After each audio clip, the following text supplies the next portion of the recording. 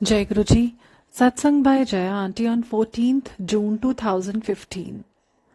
गुरु जी की संगत बाकी दुनिया की लोगों से थोड़ी सी अलग है, क्योंकि जो भी यहाँ आया है वो अपनी मर्जी से नहीं आया, पर अपनी आत्मा की जरूरत को पूरा करने को बुलाया गया है।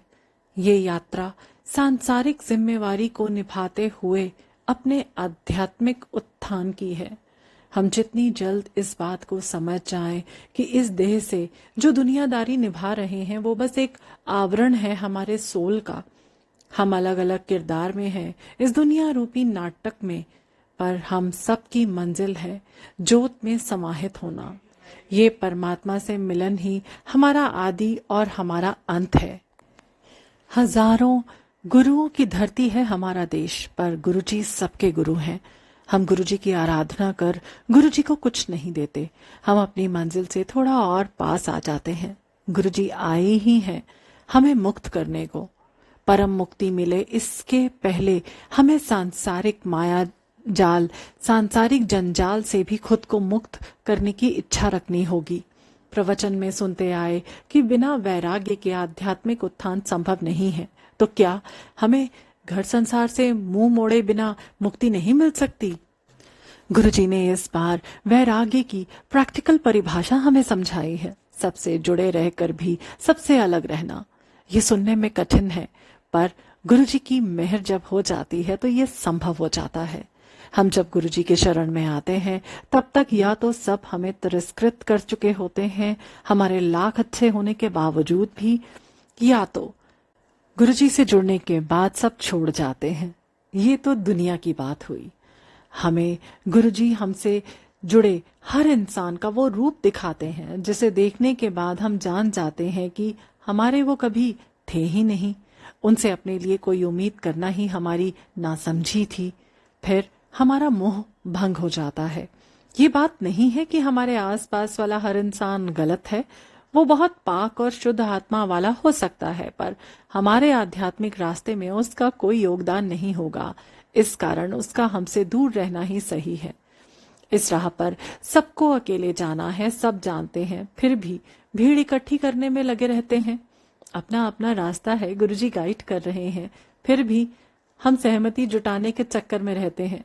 क्या हम सही कर रहे हैं? यदि हम गलत करेंगे तो हमें बता दिया जाता है। हम अपनी आवाज सुनने की कोशिश तो करें। जब तक दूसरों की सुनते रहेंगे अपनी अंतरात्मा की सुनने की आदत नहीं पड़ेगी। जब तक हम अकेले नहीं होते हम यात्रा नहीं कर सकते। अकेले रहने की आदत डालनी होगी, तभी तो हमारी आत्मा के साथ रह पाएंगे। जिस दिन हम अकेलेपन को एंजॉय करने लगे, समझ लीजिए कि आत्मा से रूबरू हो गए। अकेलापन एक तो हमें मजबूरी से मिलता है जब हमें सब छोड़ जाते हैं, और दूसरा जब हम खुद ही अपनी खुशी से सबको छोड़ देते हैं। जब हम छोड़ना सीख जाते हैं यह अवस्था बहुत सुंदर हो जाती है, क्योंकि अब किसी से शिकायत नहीं रहती। हम सबसे एक समान प्यार करने लगते हैं।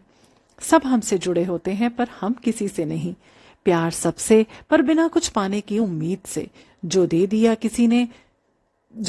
किसी ने प्यार गुरुजी की मेहर मानकर स्वीकार कर लिया, और नहीं दिया यदि तो कोई गम नहीं। अपने आप में मस्त। कुछ भी नहीं छोड़ना है बुरी आदतों के सिवाय। घर परिवार दुनियादारी सबके साथ अपनी ड्यूटी सेवा भाव से निभा सकते हैं। हम अपनी यात्रा पर निरंतर आगे बढ़ते हुए धीरे धीरे हम पाएंगे कि हमने जितना छोड़ा था उससे दुगना साथ लेकर चल रहे हैं। फिर हमारा समर्पण होते ही दुनिया बदल जाती है। सब कुछ खुद ब खुद होता हुआ प्रतीत होता है। हमें लगता है कि हम बस कर रहे हैं। कराने वाले हाथ गुरुजी के हैं। ना तो काम के सफल असफल की चिंता सताती है, ना ही आज और अभी के अलावा किसी और भविष्य का इंतजार रहता है। जो रंग राखे सब मंजूर। गुरुजी इतने शक्तिशाली हैं कि किसी भी संगत को अथाह आध्यात्मिक शक्ति देकर अपनी गद्दी पर बिठा सकते थे, पर ऐसा नहीं किया, क्योंकि वो खुद हर संगत के साथ हर वक्त जुड़े रहते हैं। किसी भी मिडिल पर्सन की जरूरत नहीं है उनकी बातों और दिशाओं को समझने के लिए।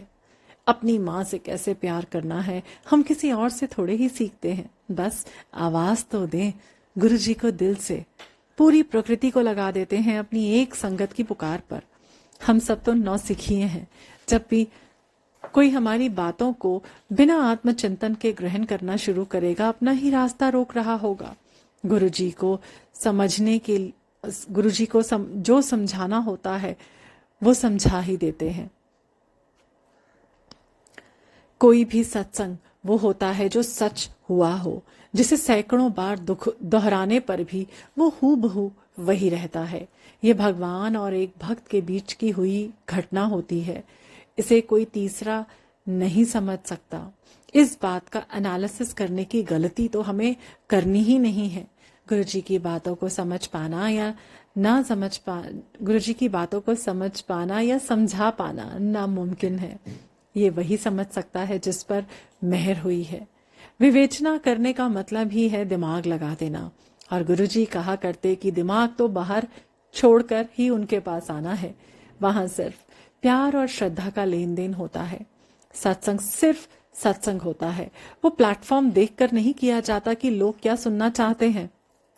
जिसे समझ आया गुरुजी की कृपा, जिसे समझ नहीं आया शायद उसका अभी समय नहीं आया है। इन बातों को समझने के लिए सिर्फ गुरुजी को ही सुनना शुरू करें, खुद जुड़ें गुरुजी से। यही हमें ले जाएगा असल चीज तक। सत्संग के बाद गुरुजी सीधा घर जाने को कहा करते। वो जानते हैं कि हम इंसान सत्संग पर भी अपनी टीका टिप्पणी करने से बाज नहीं आएंगे। यदि खुद के साथ रहेंगे तो ही सत्संग को आत्मसात कर पाएंगे। सत्संगत से ज्यादा मिलना जुलना बढ़ाने की जगह हम गुरुजी से अपनी नजदीकियां बढ़ा सकते हैं। खुद के साथ रहना सीखना बहुत जरूरी है। खुद को आजाद रखना सीखना भी होगा हमें। तभी हम वो आनंद को महसूस कर पाएंगे जो हमारी सृष्टि के साथ हमें दिया गया था। पर हम सामाजिक बेड़ियों के इतने आदी हो गए कि अभी भी उन्हीं से बनकर ही रहना अच्छा लगता है। जहां आनंद है वहां ईश्वर है। हर जगह व्याप्त आनंद को ग्रहण करने लायक बनना होगा हमें। गुरुजी हम सब पर अपनी मेहर करें। जय गुरुजी।